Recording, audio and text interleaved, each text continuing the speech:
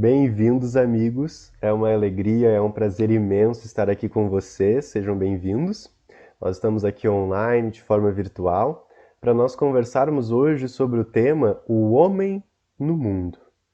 Mas antes de nós começarmos o nosso assunto, amigos, nós vamos fazer uma prece de abertura para que você que está aí na sua casa e eu que estou aqui na minha, possamos nos harmonizar, possamos elevar o nosso pensamento a Deus, para que possamos prosseguir sintonizados na nossa reflexão de hoje. Então nós vamos fazer uma prece agora e convido vocês a fazerem também.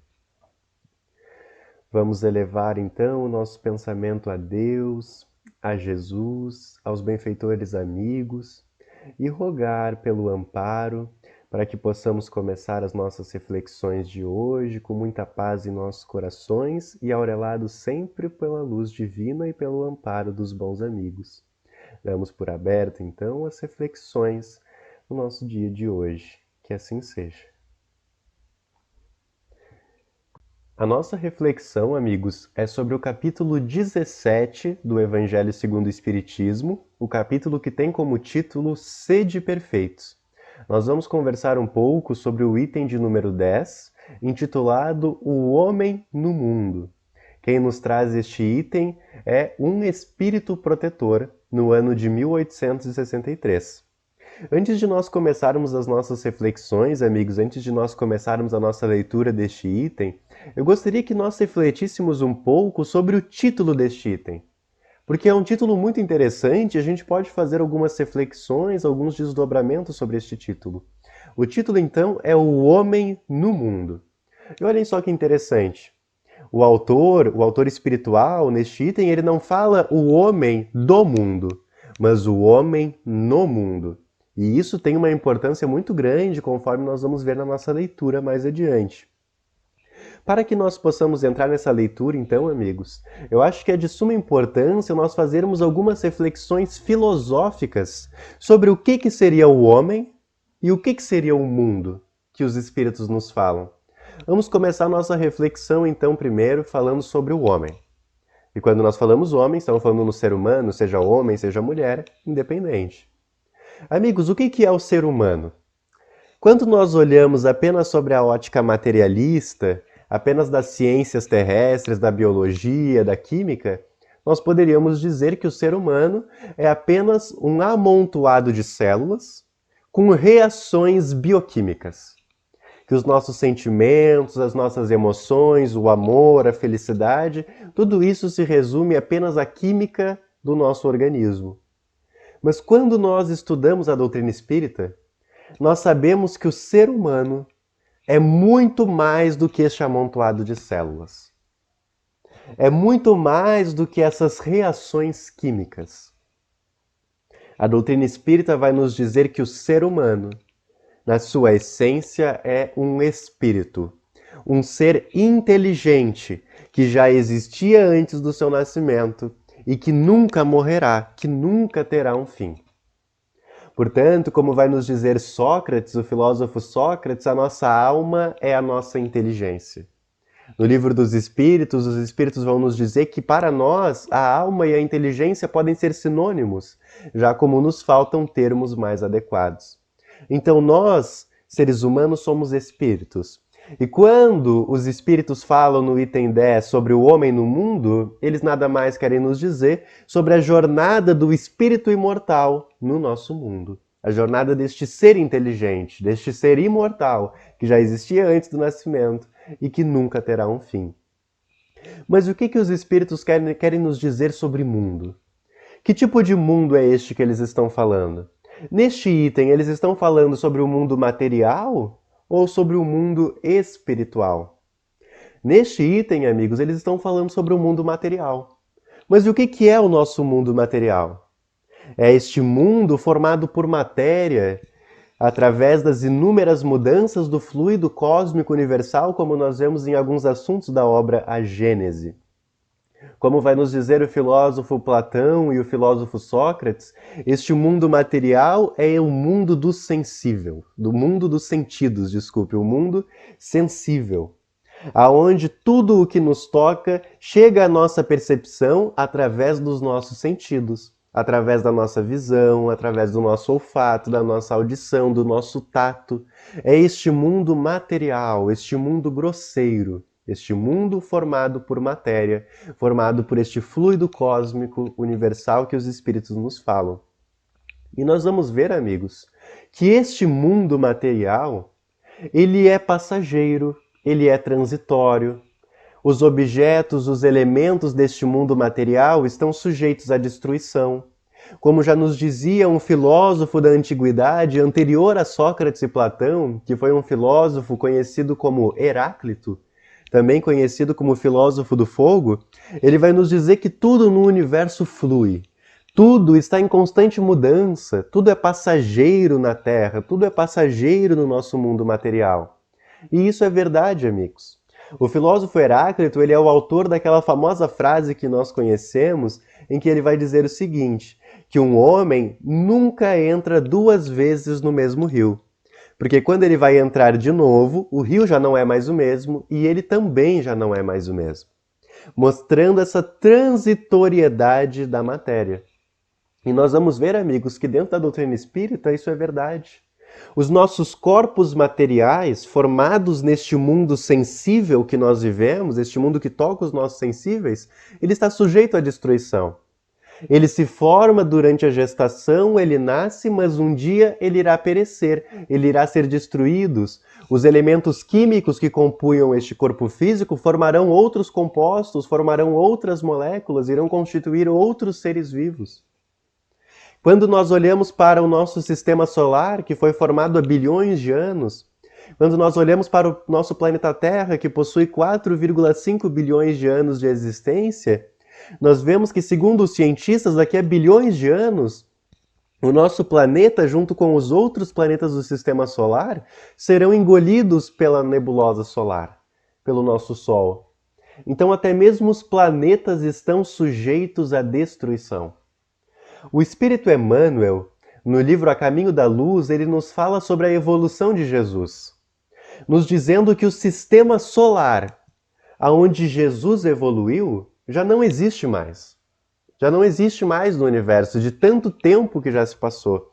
Os elementos químicos que estavam naquele sistema solar, hoje estão em outros sistemas solares, estão em outros planetas, estão em outros cometas, mostrando que tudo na matéria é transitório. De acordo com os nossos cientistas aqui da Terra, a nossa galáxia, a nossa Via Láctea também um dia será destruída. Ela está em rota de colisão com uma outra galáxia. Portanto, amigos, quando os espíritos nos falam sobre o mundo, nós temos que lembrar que é um mundo material.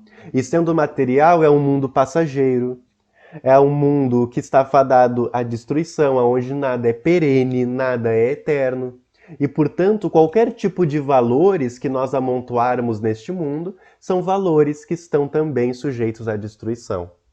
Portanto, amigos, o título O Homem no Mundo nada mais é do que a jornada do espírito imortal que se reveste de um corpo de carne para viver, para atuar neste mundo sensível que é o mundo em que nós vivemos. Vamos começar então a nossa leitura, amigos. O Homem no Mundo, item 10, vai nos dizer o seguinte, o primeiro parágrafo. Um sentimento de piedade deve sempre animar o coração dos que se reúnem sob as vistas do Senhor e imploram a assistência dos bons espíritos. Purificai, pois, os vossos corações. Não consintais que neles demore qualquer pensamento mundano ou fútil. Elevai o vosso espírito àqueles por quem chamais, a fim de que, encontrando em vós as necessárias disposições, possam lançar em profusão a semente que é preciso germine em vossas almas e dê frutos de caridade e justiça. Amigos, eu gostaria de chamar a atenção de vocês para um trecho que diz o seguinte: Purificai, pois, os vossos corações, não consintais que neles demore qualquer pensamento mundano ou fútil. Olhem só que interessante, amigos. Os Espíritos estão nos dizendo aqui para nós não permitirmos que em nossa morada íntima, no nosso interior, se demore qualquer pensamento fútil, qualquer pensamento mundano, e que nós não façamos deles um sentimento prioritário, uma prioridade na nossa vida, que nós não alimentemos pensamentos desse gênero. E sobre isso, amigos, eu gostaria de conversar com vocês sobre a maneira que o nosso mundo está organizado nessa questão do pensamento, essa questão mais psicológica. E eu gostaria de usar como referência, amigos, este livro aqui, como um desdobramento da nossa leitura do Evangelho, que é este livro aqui, A Cura Espiritual da Ansiedade. Ele é do autor Alírio Cerqueira Filho, que é médico, é psiquiatra. E o Alírio Cerqueira, nesta obra, ele nos fala sobre vários tipos de pensamentos que hoje existem no nosso mundo e que podem ter exatamente este efeito, de fazer com que na nossa morada íntima fique impregnada de pensamentos fúteis, de pensamentos não bons, e que podem acabar desviando a nossa marcha da nossa vida aqui na Terra, desviando os nossos objetivos, aquilo que nós realmente viemos fazer aqui. E dentre estes grandes pensamentos, amigos, nós vamos encontrar entre eles, conforme nos diz o Alírio Cerqueira, o hedonismo. O hedonismo, amigos, vem de uma palavra que é a palavra Éden. A palavra Éden, ela significa paraíso. Nós podemos até lembrar do mito de Adão e Eva, né? O jardim do Éden. Éden significa paraíso, seria o jardim dos prazeres, o jardim do paraíso, o jardim das delícias. E o que é o hedonismo, amigos? O hedonismo é a busca desenfreada pelo prazer. Por qualquer tipo de prazer, não importa o custo que isso tenha. O hedonismo, amigos, ele é diferente do epicurismo. Porque o epicurismo ele também vai defender a busca pelo prazer, porém de uma forma regrada. Tudo dominado pela virtude da temperança. Já o hedonismo é essa busca desenfreada por qualquer tipo de prazer. São indivíduos, amigos, que não se permitem sofrer. Quando aparece na vida deles alguma situação traumática, alguma situação angustiante, eles fogem dessa situação. Eles negam essa experiência e buscam refúgio nos prazeres. Seja nas drogas, seja na alimentação exagerada, seja no sexo, ou melhor, na sexolatria, na pornografia. Tudo para que eles não se permitam sofrer. Para os hedonistas, então, viver é sinônimo de ter prazer. Só que na doutrina espírita, amigos, conforme nós vamos ver lá no capítulo 5 do Evangelho segundo o Espiritismo, Bem-aventurados aflitos, nós vamos ver que as dificuldades da nossa vida, as nossas aflições, essas experiências que nós consideramos como ruins, elas possuem um objetivo na nossa vida, que é fazer com que nós amadureçamos. É fazer com que nós possamos amadurecer espiritualmente, psicologicamente, fazer com que nós possamos evoluir. Estas experiências ruins, às vezes o luto, a perda de um ente querido, são situações que nós precisamos vivenciar para que possamos crescer espiritualmente. Então nós vemos essas pessoas que fogem das tristezas, que fogem dessas dificuldades, sendo que a tristeza ela tem um papel importante na nossa vida. Todas essas dificuldades elas são importantes. A gente pode até lembrar de um filme, que é aquele filme Divertidamente, aonde nós vamos ver lá no final do filme que a tristeza ela possui um papel muito importante na vida das pessoas, fazendo com que nós repensemos a nossa vida, com que nós meditemos, com que nós repensemos algumas atitudes, que nós possamos nos autoconhecer melhor. Então é importante nós vivenciarmos as experiências da nossa vida, tirando os aprendizados que elas podem nos proporcionar. Mas infelizmente nós vemos vários espíritos imortais hoje no nosso mundo deixando-se contaminar pelo hedonismo. E nós vamos ver, amigos, que muitas vezes nós temos características hedonistas. Nós temos condutas hedonistas ou conhecemos pessoas que possuem esse tipo de conduta e muitas vezes não se dão conta. Por exemplo, aquela pessoa que passa a vida toda bebendo. Uma pessoa alcoólatra. E acaba desencarnando por uma úlcera estomacal, por exemplo. E nós vamos ver que lá no seu íntimo, aquela pessoa bebe ou bebia para fugir de algum problema pessoal, para fugir de algum conflito. Então se entregava aos prazeres para fugir da dor. Nós podemos considerar isso como uma conduta hedonista. O Alírio Cerqueira vai nos falar sobre outros movimentos também, como, por exemplo, o niilismo. O niilismo nada mais é do que a crença no nada, que vai começar lá com Gorgias, um sofista lá na Grécia Antiga, aonde vai ter essa crença no nada. O nada existe, nada é real. Nada possui um sentido, nada possui um propósito, Deus não existe, a espiritualidade não existe, a nossa vida é completamente sem sentido, nada importa, não existe uma verdade a ser alcançada. E esse sentimento de nada, amigos, esse vazio interior que vai sendo agravado por esse niilismo, acaba levando muitos indivíduos ao suicídio, à depressão, aos transtornos de ansiedade, por achar que a vida não tem sentido nenhum, não possui nenhum propósito. Essa visão extremamente pessimista em relação à vida, que faz com que este vazio existencial, como já dizia o filósofo Santo Agostinho, se encha cada vez mais, levando muitos indivíduos ao sofrimento e, por vezes, até mesmo ao suicídio. Então nós vemos também o niilismo, assim como o hedonismo, o materialismo, fazendo com que muitas pessoas se desviem do seu objetivo na sua encarnação. O Alírio Cerqueira, amigos, ele também vai nos falar sobre a competitividade que nós estamos neste mundo material. Nós vivemos em uma sociedade extremamente competitiva e junto com isso também ele vai nos falar sobre o consumismo. Então nós temos que estar a todo momento consumindo coisas, consumindo notícias que nem sempre são saudáveis para a nossa saúde mental. Precisamos estar sempre com as melhores roupas da moda, precisamos estar sempre com o carro do ano. Nós colocamos os nossos valores neste mundo material, que, como nós falamos no início, é um mundo passageiro. É um mundo onde os nossos valores, que caso eles se encontrem aqui, estão sujeitos à destruição. Portanto, a gente vive nessa sociedade extremamente competitiva e que vai trazer sérios prejuízos para a nossa saúde mental e, por vezes, desviar muitos espíritos dessa marcha também.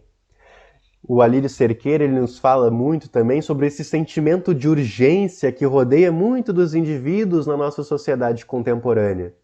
Esse sentimento principalmente relacionado à internet e às redes sociais.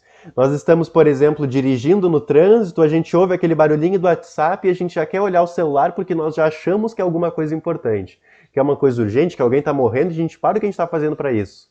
Estamos almoçando, estamos jantando com a nossa família, ouvimos um barulhinho no celular, alguma notificação e nós já queremos olhar porque achamos que é algo importante.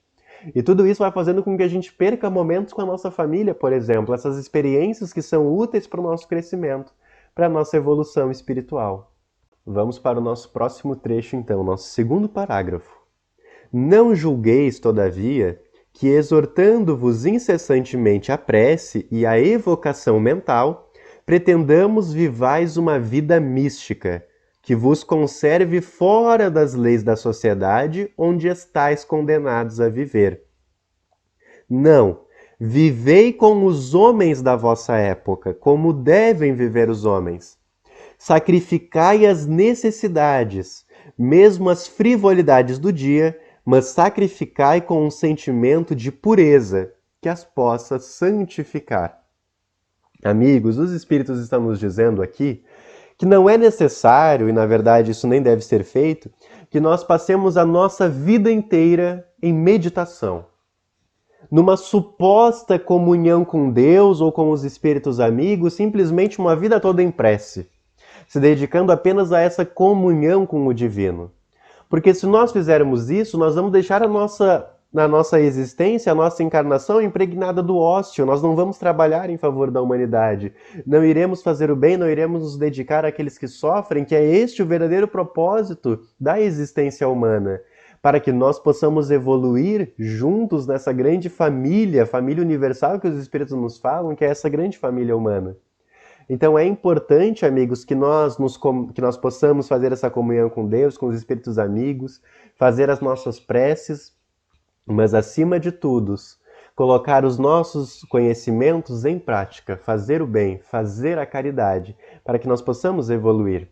Nós vamos lembrar, amigos, de uma questão do Livro dos Espíritos, que é a questão 657, e eu vou ler aqui para nós, porque ela é uma questão bem interessante e fala exatamente sobre isso que nós estamos conversando aqui. A questão 657, Allan Kardec ele vai perguntar para a espiritualidade. Tem perante Deus algum mérito os que se consagram à vida contemplativa, uma vez que nenhum mal fazem e só em Deus pensam? É exatamente o que nós estamos conversando aqui. E olhem só o que os espíritos respondem para Kardec. Não.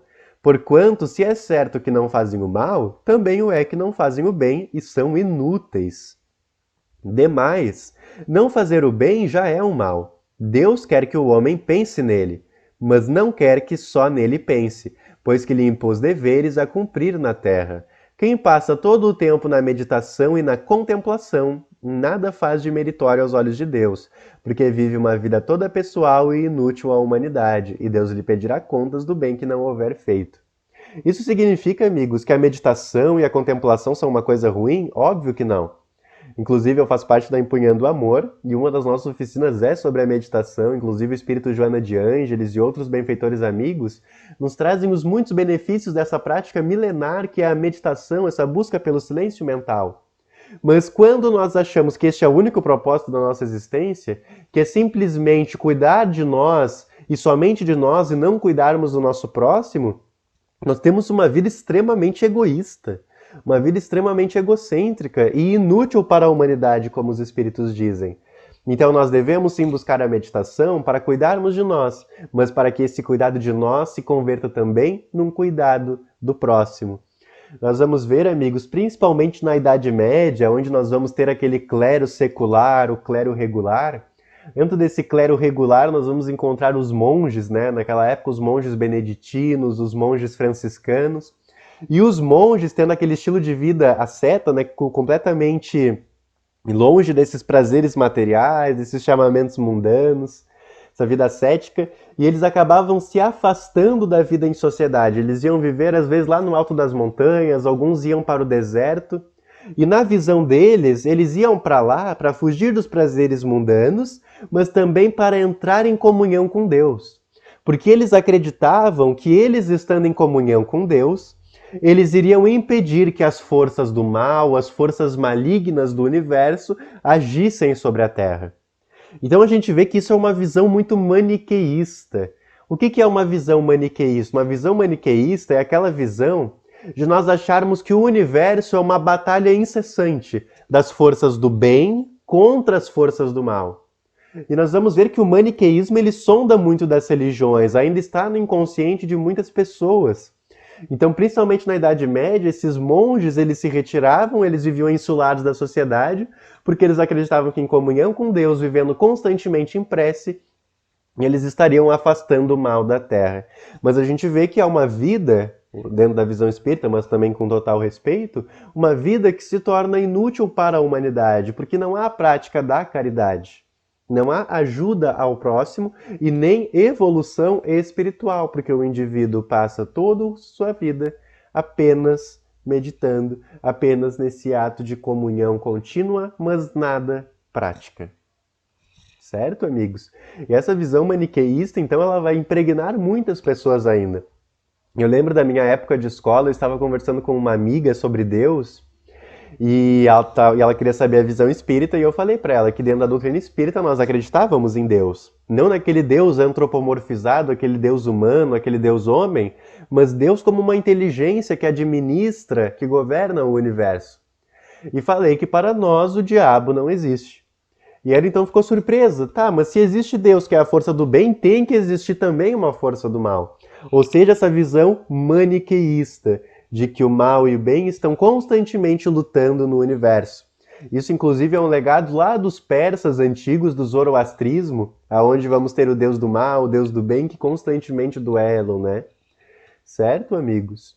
Então, nós devemos buscar a meditação? Óbvio que sim, ela é extremamente útil, inclusive para a nossa saúde mental. Mas ela deve ser sempre usada em favor do próximo, porque este é o grande propósito da existência humana, o grande propósito do espírito imortal no mundo material. Vamos então para o nosso terceiro parágrafo.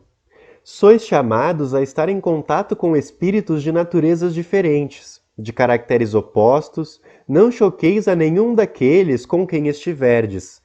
Sede joviais, sede ditosos, mas seja a vossa jovialidade a que provém de uma consciência limpa. Seja a vossa ventura a do herdeiro do céu que conta os dias que faltam para entrar na posse da sua herança. Amigos, o que os espíritos estão nos dizendo aqui? Eles já trouxeram em alguns parágrafos antes, e ainda vamos dobrar um pouquinho mais daqui a pouco, é que nós, apesar de o mundo material ser este mundo grosseiro, passageiro, onde muitas coisas estão fadadas à destruição, à dissolução, isso não significa que nós devamos desprezar o mundo material. E nós vemos muitas pessoas interpretando essa passagem do Evangelho de uma forma muito errônea, dizendo que o mundo material é algo ruim, e isso, inclusive, é um pensamento que nós já temos desde a Idade Média, que as coisas mundanas são ruins, que a alegria ela não é boa, que nós devemos ser pessoas mais sérias, nós não devemos nos permitir rir tanto, porque isso é prejudicial, isso não é uma conduta centrada. Então a gente vê cada vez mais esse desprezo pelo mundo material e a gente acaba nos esquecendo que o mundo material também é uma obra divina.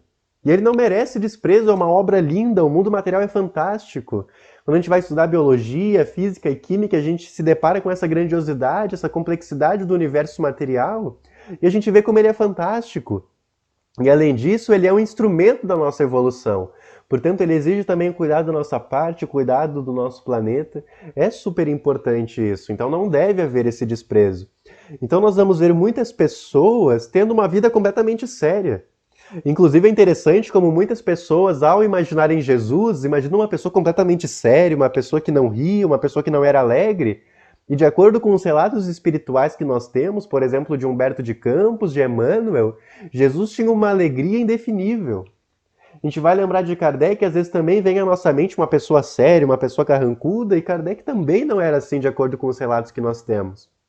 E nós vemos hoje muitos centros espíritas, inclusive dentro da evangelização, onde não é permitida essa alegria. Obviamente, né, que nós não vamos estar 100% alegres, fazendo piadas, fazendo coisas em momentos de estudo, evidentemente que não. Mas às vezes na evangelização as dinâmicas são extremamente importantes, momentos em que o jovem, que a criança possa descontrair, porque isso atrai o jovem, porque isso chama a atenção dele. Nós vamos encontrar muitos evangelizadores que entram na evangelização, pegam um livro e começam a ler para os jovens, e assim esperam que os jovens sintam-se atraídos pela doutrina espírita e pelo conhecimento maravilhoso e lindo que ela nos traz. E isso não acontece quando eles agem dessa maneira. Porque não há essa alegria, essa espontaneidade, essa dinâmica, sempre, obviamente, embasada na doutrina espírita. No centro espírita que eu faço parte, nós já fizemos vários passeios com a juventude, assim, geralmente são passeios de final de ano, às vezes a gente ia acampar, já fomos para parques, várias coisas, a gente sempre pegava um pouquinho do nosso passeio para se dedicar às reflexões espíritas. Então é possível se divertir, é possível ter uma vida alegre neste mundo material e conciliar sim com os nossos estudos espirituais. Porque esse desprezo pelo mundo material, ele não é um princípio espírita. E na verdade está em contrapartida com aquilo que nós aprendemos. Porque o mundo material, ele é sim importante. Pode não ser a nossa prioridade espiritual, mas ele é importante, ele merece a nossa atenção, ele merece o nosso cuidado, porque ele é o nosso instrumento de progresso. Nosso penúltimo parágrafo então, amigos. O que nós temos já está acabando e faltam alguns 2 parágrafos ainda para nós refletirmos. A perfeição está toda, como disse o Cristo, na prática da caridade absoluta. Os deveres da caridade alcançam todas as posições sociais, desde o menor até o maior. Nenhuma caridade teria a praticar o homem que vivesse insulado, unicamente no contato com os seus semelhantes, nas lutas mais árduas, é que ele encontra ensejo de praticá-la. Aquele, pois, que se isola, priva-se voluntariamente do mais poderoso meio de aperfeiçoar-se, não tendo de pensar, senão em si, sua vida é a de um egoísta. Amigos, isso é muito importante. O filósofo Aristóteles, ele vai nos dizer que o homem é um animal político. A palavra política é uma palavra grega que tem a sua origem na palavra polis. Polis eram as cidades gregas. Quando Aristóteles nos fala que o homem é um animal político, ele está nos dizendo que o ser humano é um ser feito para viver em sociedade, para viver junto com outras pessoas e não para viver isolado. Aristóteles vai nos dizer que a virtude do ser humano, aquilo que dignifica a sua alma, está na vida em sociedade. Aristóteles ele chega a dizer que as pessoas que vivem isoladas, afastadas de tudo e de todos, são pessoas degeneradas. Então ele possui uma visão bem extrema. Mas em síntese, ele quer nos dizer que o ser humano ele foi feito para a vida em sociedade. E a doutrina espírita, quando nós estudamos o livro dos Espíritos, lá nas leis de sociedade, nós vemos exatamente isso. Como é que eu vou exercitar as minhas virtudes se não houver pessoas que testem a minha virtude? Como é que eu e Yuri vou saber quais são as minhas vicissitudes se não houver pessoas que façam com que as minhas vicissitudes, os meus vícios, a minha sombra, na linguagem do Espírito Joana de Ângeles, venha a florescer, para que assim eu possa trabalhar essas vicissitudes e transformá-las em virtudes. Eu vejo muitas pessoas, amigos, em relação principalmente às redes sociais, falando assim: eu vou excluir tal pessoa do meu Facebook ou da minha rede social. Hoje a gente tem aquela opção de bloquear a pessoa, né? Imagina, a gente pode bloquear uma pessoa da nossa vida. E a gente vê várias pessoas excluindo outras pessoas porque pensam diferente da gente, porque possuem uma religião diferente, uma visão filosófica da vida após morte diferente da nossa, porque possui um ponto de vista político, porque possui um partido político diferente do nosso, e a gente simplesmente exclui essas pessoas. Por vezes eu já pensei dessa maneira também. Mas como vai nos dizer o Evangelho, amigos, é muito fácil nós amarmos as pessoas que nos são queridas. As pessoas que pensam como nós, como estava nesse trecho que nós acabamos de ler, é muito fácil nós praticarmos a caridade com as pessoas que pensam iguais a nós, com pessoas que possuem a mesma religião, o mesmo partido político. Agora, exercitar com aquilo que é diferente é um desafio para todos nós. Mas nós vamos ver que é exatamente da diversidade que surge a evolução. A partir do debate, a partir das discussões.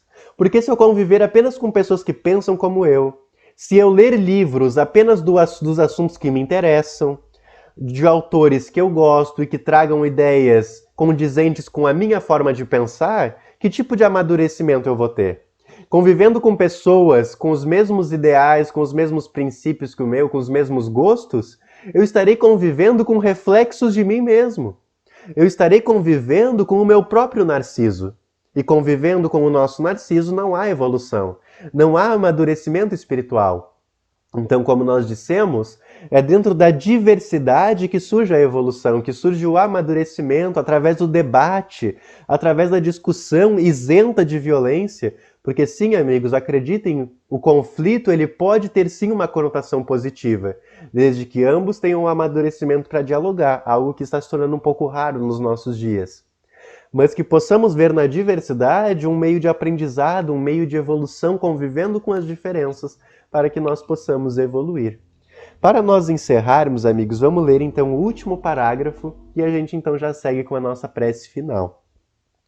Não imagineis, portanto, que para viverdes em comunicação constante conosco, ou seja, com o mundo espiritual, para viverdes sob as vistas do Senhor, seja preciso vos silicieis e cobrais de cinzas. Não, não. Ainda uma vez vos dizemos, ditosos sede, segundo as necessidades da humanidade, mas que jamais na vossa felicidade entre um pensamento ou um ato que o possa ofender, ou fazer-se velho semblante dos que vos amam e dirigem. Deus é amor, e aqueles que amam santamente, Ele os abençoa. Um Espírito Protetor, 1863. Queridos amigos, foi uma gratidão poder compartilhar alguns ensinamentos e eu também poder aprender mais um pouco. Um beijo e um abraço no coração de cada um de vocês e nós vamos fazer a nossa prece final agora.